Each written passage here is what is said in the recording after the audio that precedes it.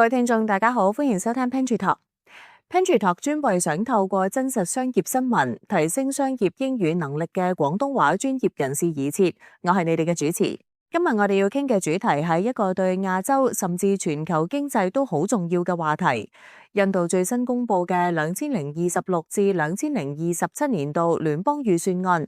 呢份預算案之所以矚目，係因為印度政府提出咗創紀錄嘅基建、國防開支同埋針對製造業嘅一系列激勵措施。如果你係關心亞洲商業、貿易同投資趨勢嘅專業人士，今日嘅內容絕對不容錯過。首先，我哋快速總結一下呢份預算案嘅幾個核心亮點。第一，開支規模係史無前例嘅。印度計劃喺基建方面投入1330億美元，國防方面投入850億美元，分別增長咗大約9%同15%。呢個 massive investment 嘅目標非常清晰，就係要強化國家嘅基礎實力。第二，大力推動印度製造 Make in India。預算案特別點名7個戰略及前沿領域嘅製造業，包括半導體、稀土磁鐵、紡織品、化工產品等等，會推出針對性嘅生產激勵計劃 PLI schemes。呢啲舉措旨在提升印度工業嘅競爭力，實現自給自足，並且吸引更多外國投資。從宏觀經濟背景嚟睇，印度總理莫迪已經表明，目標係要令印度成為世界第3大經濟體。所以呢份預算案就係實現呢個宏大藍圖嘅一份路線圖。佢試圖喺推動經濟高速增長同維持財政穩健之間取得一個平衡。對於企業同投資者嚟講，意味住印度市場將會出現更多基建項目同製造業嘅機會，亦都預示住區域經濟整合將會迎嚟新嘅動力。第三，呢份預算案其實都反映咗全球供應鏈重組嘅一個大趨勢。喺地緣政治風險升溫嘅背景下，好多跨國企業都喺度推行中國加一策略，希望喺中國以外建立新嘅生產基地。印度正正就係呢個趨勢嘅主要受益者之一。透過呢啲大規模嘅投資同激勵措施，印度政府就係想話俾全世界聽，我哋已經準備好可以成為下一個世界工廠。了解完最新嘅市場動態，我哋嚟到今日嘅詞彙學習環節，我哋會教大家5個同今次主題相關嘅財經英文詞彙。第一個字係 fiscal policy。fiscal policy 中文意思係財政政策。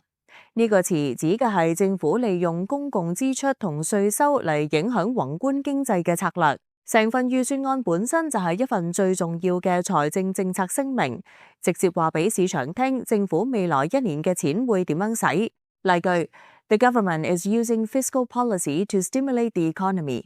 第二個字係 infrastructure spending。infrastructure spending 中文意思係基建開支。呢個詞指嘅係政府投放喺大型公共設施，例如鐵路、公路、港口同電網上面嘅資金。喺今次印度預算案入面，創紀錄嘅 infrastructure spending 顯示咗政府希望透過改善硬件嚟為長遠經濟發展鋪路。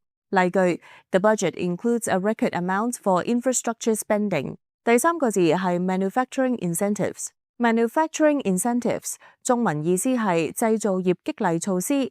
呢個詞指嘅係政府為咗吸引企業投資製造業而提供嘅各種優惠政策，例如稅務減免、補貼或者簡化審批程序。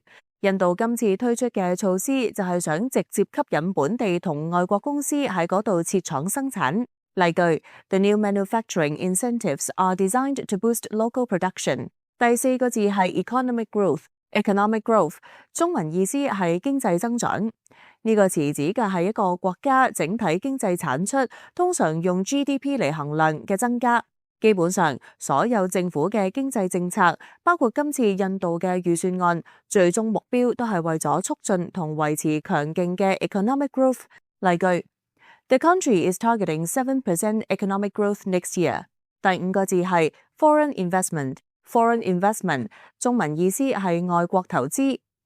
呢個詞指嘅係嚟自海外嘅資金，直接投入到一個國家嘅商業或者生產活動。吸引 foreign investment 對發展中國家尤其重要，因為佢哋唔單止帶嚟資金，仲會帶嚟技術同管理經驗。印度預算案嘅好多措施都係為咗達到呢個目的。例句 A stable fiscal policy helps to attract foreign investment。學完單詞，我哋嚟聽一段模擬對話，睇下喺辦公室 pantry 同事之間會點樣傾呢個話題。Hey Mia, have you had a chance to look at the new India Union budget? The numbers are pretty staggering. I saw the headlines. Something about record spending, right? It seems like a very aggressive fiscal policy. Aggressive is one word for it. They're pouring $133 billion into infrastructure spending alone. It's a clear signal they want to build capacity for long-term growth. That makes sense. But what exactly does infrastructure spending mean in this context? Is it just roads and bridges? It's much broader. They mention plans for 7 high-speed rail corridors connecting major economic hubs. That kind of connectivity is essential for driving economic growth. I see. So, the spending is a direct injection to stimulate the economy. And what about the business side? I heard they're focusing on manufacturing. Absolutely. They've announced a whole suite of manufacturing incentives for 7 strategic sectors, like semiconductors and textiles. It's a huge push for their Make in India initiative. That's smart. By boosting local production, they can reduce reliance on imports and create jobs. I imagine this will also be very appealing to international companies. That's the goal. The entire budget is structured to attract a new wave of foreign investment. When you combine the infrastructure upgrade with the manufacturing incentives, it creates a very compelling case for setting up operations there. So the fiscal policy is really a two-pronged approach, public spending to build the foundation, and targeted incentives to attract private and foreign investment. 希望頭先嘅對話可以幫到大家理解點樣應用呢啲詞彙。節目到咗尾聲，我哋嚟快速重溫一次今日學過嘅5個詞語 ：fiscal policy 財政政策、infrastructure spending 基建開支、manufacturing incentives 製造業激勵措施、economic growth 經濟增長，同埋 foreign investment 外國投資。